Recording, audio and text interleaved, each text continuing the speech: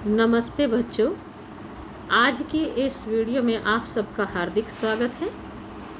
आज का हमारा पाठ है कक्षा 12वीं की पुस्तक आरोह भाग 2 में से कवि गजानन माधव मुक्तिबोध द्वारा रचित कविता सहर्ष स्वीकार है। ये लिखी गई है कवि गजानन माधव मुक्तिबोध के द्वारा, जिसका आज हम पढ़ेंगे भाग 1।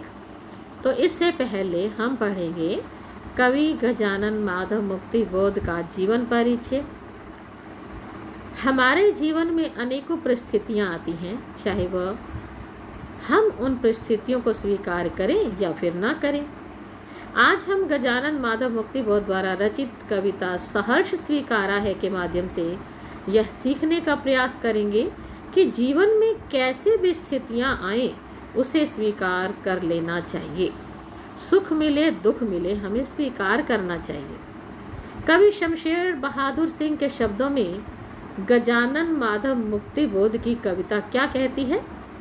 अद्भुत संकेतों भरी जिज्ञासाओं के अस्थिर, कभी दूर से शोर मचाती, कभी कानों में चुपचाप राज की बातें कहती चलती है। हमारी बातें हमको सुनाती हैं, हम अपने को एकदम चकित होकर देखते हैं और पहले से अधिक पहचानते हैं। ये था कवि शमशेर बहादुर सिंह का गजानन माधव मुक्तिबोध की कविता के बारे में।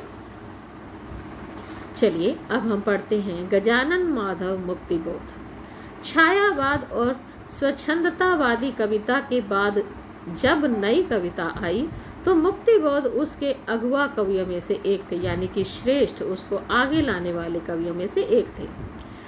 मराठी संरचना से प्रभावित लंबे वाक्यों ने उनकी कविता को आम पाठकों के लिए कठिन तो बनाया, लेकिन उसमें भावात्मक और विचारात्मक ऊर्जा अटूट थी, जैसे कोई नैसर्गिक स्रोत हो जो कभी चुकता ही नहीं, अपितु लगातार अधिक वेग और तीव्रता से उमड़ता चला जाता है।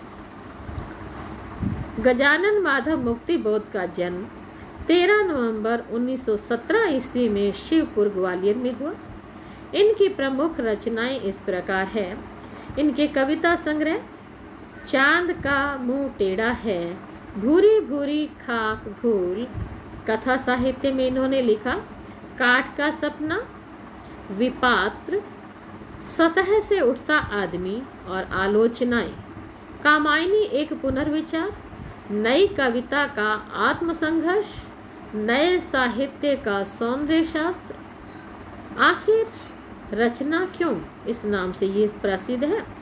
समीक्षा की समस्याएं, एक साहित्यिक की डायरी, भारत इतिहास और संस्कृति।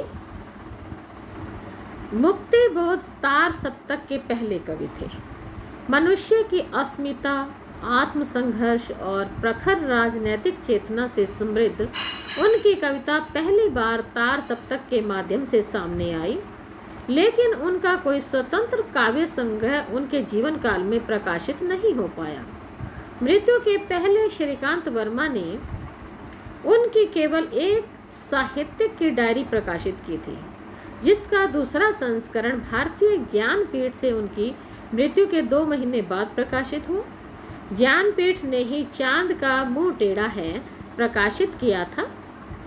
कबीर के राम के समान कवि के प्रिय का प्रेम भी उतना ही सर्वव्यापी और आप्लावनकारी है। ये है कविता का मूल भाव। कवि उस प्रेम की भाव प्रवणता के निजी पक्ष से उबरकर सिर्फ उसे अपने विचार की तरह जीना चाहता है, क्योंकि वह बृहत्तर विश्व, बहुत बड़ा संसार है, उसकी गुत्थियां सुलझाने में मदद करेगी। कवि का मोह अतिशयता से मुक्त होना चाहता है। जब किसी बात की अति हो जाती है ना, तो व्यक्ति उससे मुंह मोड़ना चाहता है, व्यक्ति उससे मुक्त होना चाहता है। इसी तरह से कवि पर भी अतिशयता आ गई है, जिससे वो मुक्त होना चाहता है। अतिशयता भावार्द्रता कमज़ोर करती है, अतः प्रिय की विस्मृति रूपी अंधेरे में से सामना करके कवि चित्त की ताकत बढ़ाना चाहता है। कवि को विश्वास है कि जब वो अपनी प्रिय से मुंह मोड़ेगा तो उसे आत्मबल प्राप्त होगा। तो ये था कविता का मूल भाव। कविता का नाम है सहर्ष स्वीकारा है। एक तो होता है स्वीकार कर लेना और दूसरा होता है सहर्ष, यानी कि खुशी खुशी स्वीकार कर लेना। कवि को जीवन में जो भी मिला उसे उसने स्वीकार किया। ये कविता एक संबोधनात्मक कविता है। इसमें कवि संबोधित कर रहा है किसको? उसने पूरी तरह से हमें नहीं बताया, लेकिन ऐसा लगता है चाहे तो वह अपने परमात्मा को संबोधित कर रहा है या फिर प्रिया को संबोधित कर रहा है या फिर अपनी माता या बहन को संबोधित करते हुए क्या कहता है कवि कि जिंदगी में जो कुछ भी है वो सहर्ष स्वीकारा है, इसलिए कि जो कुछ भी मेरा है वह तुम्हें प्यारा है।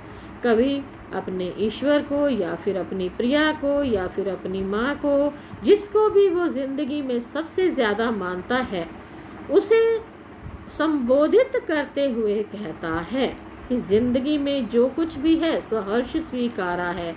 सुख मिला, दुख मिला, खुशी मिली, गम मिला, उसने उसे सहर्ष स्वीकार किया।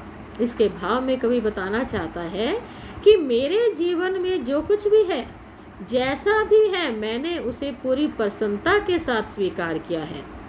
वह इस कारण से क्योंकि जो कुछ भी मेरा है, चाहे वो अभाव हो या संघर्ष ही क्यों ना हो, वह सब कुछ तुम्हें प्यारा है। कवि कहता है चाहे अपने ईश्वर को, चाहे अपनी प्रिया को या माँ को, जिसे भी वो संबोधित कर रहा है, उसे कहना चाहता है कि जो कुछ भी मेरा है मुझे इसलिए मैंने स्वीकार किया है क्योंकि वो तुम्हें प्यारा है।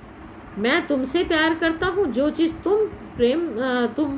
तुम्हें प्यारा है वो मुझे भी प्यारा है, और वही मेरे लिए प्रसन्नता का सबसे कारण बन गया है। जो चीज़ तुम चाहते हो मुझे इसलिए प्यारी है कि वो तुम्हें प्यारी है। तो इसलिए कवि चाहता है, कहता है कि मेरे जीवन में जो कुछ भी है, जैसा भी है, मैंने उसे पूरी प्रसन्नता के साथ स्वीकार किया है, क्योंकि जो कुछ मेरा है, चाहे वो अभाव हो या संघर्ष हो, वह सब कुछ तुम्हें प्यारा है, और जो तुम्हें प्रिय लगता है वो मेरे लिए भी प्रसन्नता का कारण बन जाता है। अगला पैराग्राफ है, गर्बीली गरीबी ये गंभीर अनुभव सब, यह विचार वैभव सब, दृढ़ता यह भीतर की सरिता, यह अभिनव सब, मौलिक है, इसलिए कि पल पल में जो कुछ भी जागृत है, अपलक है संवेदन तुम्हारा है। गर्बीली गरीबी का ये गुण है गर्बीली, यानी कि गर्वयुक्त, गंभीर भी कह सकते हैं, गर्वयुक्त। तो ये सब अनुभव मीन्स होते हैं एक्सपीरियंसेस। विचार वैभव में अनुप्रास अलंकार है। विचारों की सरिता, भीतर की सरिता में रूपक अलंकार है। अभिनव मीन्स होता है नया। मौलिक मीन्स होता है असली, यथार्थ। पल पल में पुनरुक्ति प्रकाश अलंकार है। जागृत है, सचेत है, अपलक है, जो आँखों के सामने भी है, और संवेदन, जिसमें तुम्हारे भाव छिपे हुए हैं। इनके माध्यम से कवि कहता है कि मेरी गर्वयुक्त इसलिए कि मेरी गरीबी में मेरा आत्मसम्मान जुड़ा हुआ है। मेरे गंभीर अनुभव, एक्सपीरियंसेस, मेरे गंभीर अनुभव, मेरे विचार, मेरी संपत्ति। विचार कैसे है? संपत्ति रूपी विचार है मेरे। वैभव है ना, विचार वैभव मीन्स होता है संपत्ति, धन, ऐश्वर्य। तो कवि की संपत्ति क्या है? उसके विचार हैं, उसके मन के विचार ही उसकी संपत्ति हैं। उन विचारों और गंभीर अनुभवों के कारण मेरे हृदय की दृढ़ता अर्थात मजबूती, मन के भावों की नदी, ये सब कुछ नए हैं और मेरे हैं। उनमें मौलिकता है, यथार्थपन है, उसमें कोई बनावटीपन नहीं है। मौलिकता है यानी कि सच्चाई है। उन्हें मैंने स्वयं अर्जित किया है, मैंने स्वयं ही उसे इकट्ठा किया है, किसी और से चुराया नहीं है। मेरे जीवन के प्रत्येक क्षण में जो भी सत्य है मेरे साथ जो भी घटित होता है उन सब में तुम्हारी ही तरल संवेदना बसी हुई है, अर्थात तुम्हारी संवेदना है, तुम्हारा प्यार रूपी भाव जो है उसमें बसा हुआ है। तुम मेरे हर सुख दुख में आत्मा से सहभागिनी हो। तुम मेरी आत्मा में बसी हो, बाहर से चाहे नहीं दिखाई देती, तुम मेरी आत्मा में हो, आत्मा से सहभागी हो। इसलिए इन सब चीज़ों के प्रति मेरे मन में स्वीकारने का जो भाव है, प्रसन्नता के साथ जो ग्रहण करने का भाव है, उस सब में तुम बसी हुई हो। इसलिए इन सब को मैं खुशी खुशी स्वीकार कर रहा हूँ। इसका काव्य सौंदर्य है साहित्यिक हिंदी मानक, साहित्यिक हिंदी खड़ी बोली का प्रयोग किया गया है। मुक्त छंद कविता है, संबोधन शैली है। गर्बीली गरीबी वैभव विचार, इनमें अनुप्रास अलंकार है। गरीबी का ये गुणवाचक है, गुण है गरीबी का गर्बीली। वैभव विचार भीतक की सरिता में रूपक अलंकार है। गर्बीली और गंभीर इन विशेषणों का भी प्रयोग किया गया है। लाक्षणिकता का प्रयोग किया गया है, शांत रस का प्रयोग किया गया है। अगला पैराग्राफ, जाने क्या रिश्ता है, जाने क्या नाता है, जितना भी उड़ेलता हूँ भर भर फिर आता है। दिल में क्या झरना है, मीठे पानी का सोता है। जाने क्या रिश्ता है, नाता है, नाता मीन्स होता है संबंध है। जितना भी उड़ेलता हूँ, बाहर निकालता हूँ, भर भर, इसमें पुनरुक्ति प्रकाश है, इसमें भर भर फिर आता है, इसमें विरोधाभास अलंकार भी है। बाहर निकालता हूँ फिर भर जाता है, मैं उसका प्रेम जितना बाहर निकालता हूँ फिर भर जाता है। दिल में क्या झरना है, दिल में एक उसका प्रेम के प्रियतमा का प्रेम कैसे है, एक झरने की तरह है, एक मिठास, एक मीठे झरने की तरह है। कवि कहता है कि ना जाने तुमसे मेरा क्या रिश्ता है, ऐसा कौन सा संबंध है जो कि तोड़े भी नहीं टूटता। अगर जितना मैं तुम्हें भूलने की कोशिश करता हूँ, मैं तुम्हारे प्रेम को जितना अपना मन से बाहर निकालने की कोशिश करता हूँ, फिर से मेरे मन में तुम्हारा प्रेम उससे भी अधिक भर जाता है। जितना इसे बाहर उड़ेलने की कोशिश करता हूँ भर आ जाता है। एक ऐसा लगता है ये कोई एक दिल में झरना भरा हुआ जो कभी भी समाप्त नहीं होता और मीठे पानी के समान है। तुम्हारा जो प्रेम है वो मीठे पानी के समान है। भीतर वह, ऊपर तुम, मुस्काता चांद जो धरती पर रात भर, मुझ पर त्यों तुम्हारा ही खिलता वह चेहरा है। इसमें कवि कहना चाहता है भीतर, भीतर होता है अंदर और ऊपर आसमान में, यानी कि मेरे अंदर तो तुम्हारा वो चांद रूपी चेहरा बसा हुआ ही है। ऊपर जो आकाश में, आसमां में जो चांद धरती पर अपनी रोशनी बिखेर रहा है, मुझे उसमें भी तुम्हारा ही चेहरा दिखाई देता है। रात भर जो चंद्रमा ऊपर आसमां पर अपनी रोशनी बिखेरता है, मुझे अपने आप पर उस अपना चेहरा जो है उससे, उस रोशनी से आच्छादित दिखाई देता है। मुझ पर तो तुम्हारा खिलता हुआ चेहरा कहने का अभिप्राय है इसका कि जिस तरह से ऊपर चंद्रमा की रोशनी ने धरती को अपने आगोश में लिया हुआ है, धरती पर अपनी चांदनी बिखेर रहा है, उसी प्रकार से तुम भी चंद्रमा के समान हो। रात भर मुझ पर अपनी चांदनी बिखेरती रहती हो और मैं उस तुम्हारी चांदनी में आच्छादित हूँ, तुम्हारे उस चंद्रमा रूपी रोशनी से मैं ढका हुआ हूँ।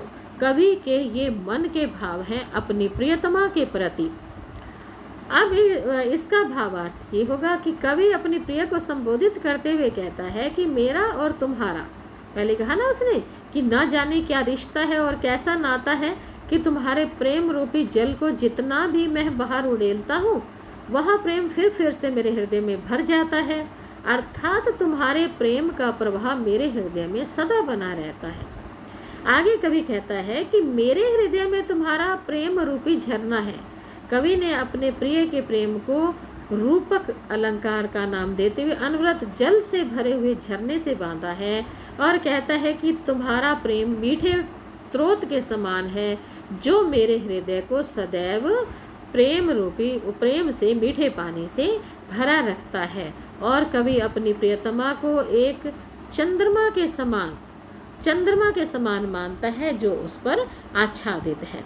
इसका काव्य सौंदर्य है। मानक साहित्यिक हिंदी का प्रयोग किया गया है। मुक्त छंद कविता है। संबोधन शैली है। दिल में क्या झरना है में प्रश्न अलंकार और रूपक अलंकार का प्रयोग किया गया है। भर भर में पुनरुक्ति प्रकाश अलंकार है। जितना भी उड़ेलता हूँ भर भर फिर आता है में विरोधाभास अलंकार है। लाक्षणिकता का प्रयोग किया गया है और शांत रस का प्रयोग किया गया है। तो बच्चों, ये थी कविता का पहला भाग। इसे आप दोबारा पढ़कर फिर से इसका भावार्थ और काव्य सौंदर्य कीजिए। तब तक के लिए धन्यवाद।